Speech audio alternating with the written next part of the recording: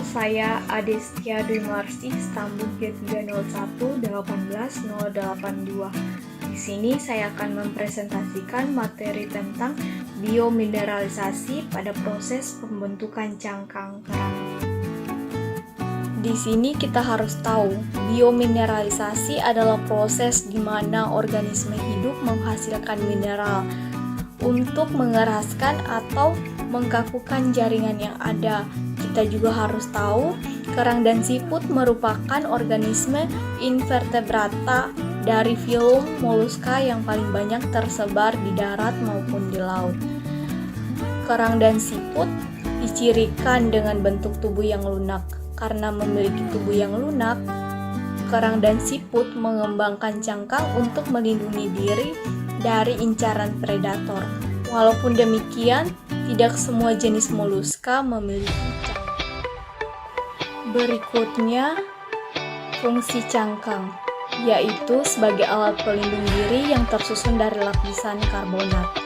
Cangkang tersebut dilapisi oleh lapisan tipis protein di antara cangkang dan bagian tubuh atau otot dan daging. Kemudian kita masuk pada struktur cangkang dan komponen penyusunnya. Pada cangkang moluska, apapun jenis spesiesnya tersusun atas superimposisi. Beberapa lapisan terklasifikasi, umumnya 2 hingga 5 dan 1 lapisan organik.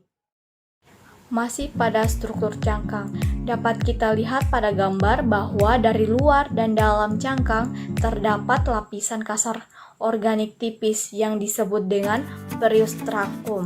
Nah, di sini periostrakum merupakan komponen yang cukup kuat dan tidak terkikis selama masa hidup hewan.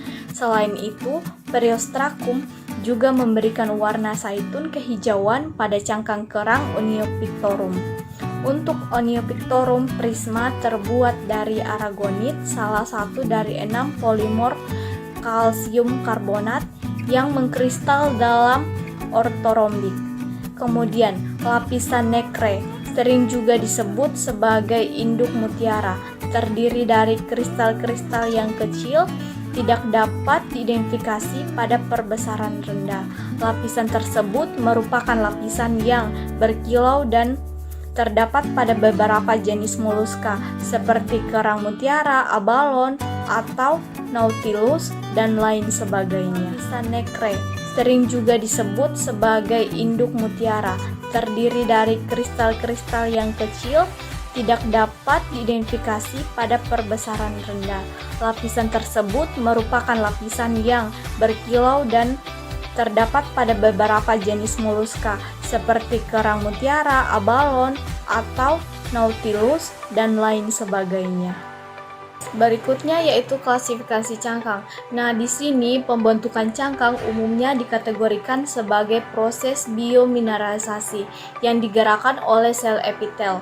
Yang pertama, mantel menjadi organ penting yang memproduksi cangkang. Di sini mantel merupakan jaringan terpolarisasi dan terdiri atas sel epitel dalam dan luar.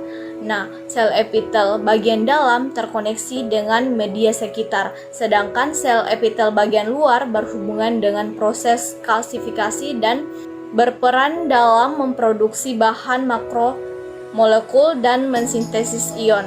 Nah, kemudian poin penting tentang sel-sel epitel luar adalah adanya pompa dan saluran membran untuk mengekstraksi prekursor anorganik kalsium karbonat. Selanjutnya, periostrakum, yaitu merupakan lapisan organik pertama yang diproduksi pada tahap pembentukan cangkang. Nah, lapisan ini berperan sebagai lapisan utama untuk menerima unsur mineral ekstraseluler. Di sini juga, cangkang pada kerang dan siput tersusun dari komponen organik dan anorganik.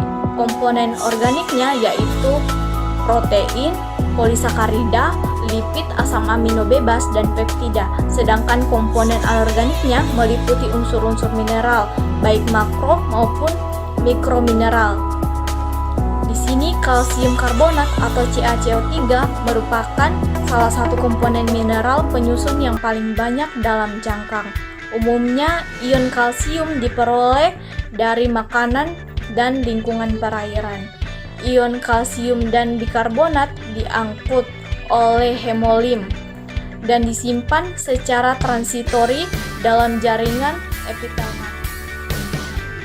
Nah, selain ion prekursor untuk mineralisasi kalsium dan bikarbonat, cangkang juga mengandung beberapa ion anorganik, antara lain seperti Na+, K+, Mg2+, Cl-, dan SO4, serta beberapa elemen minor seperti Sr dan Fe. Sekian presentasi dari saya, lebih dan kurangnya saya mohon maaf. Semoga apa yang saya presentasikan dapat bermanfaat bagi kita semua. Jangan lupa like, comment, and subscribe ya guys. See you.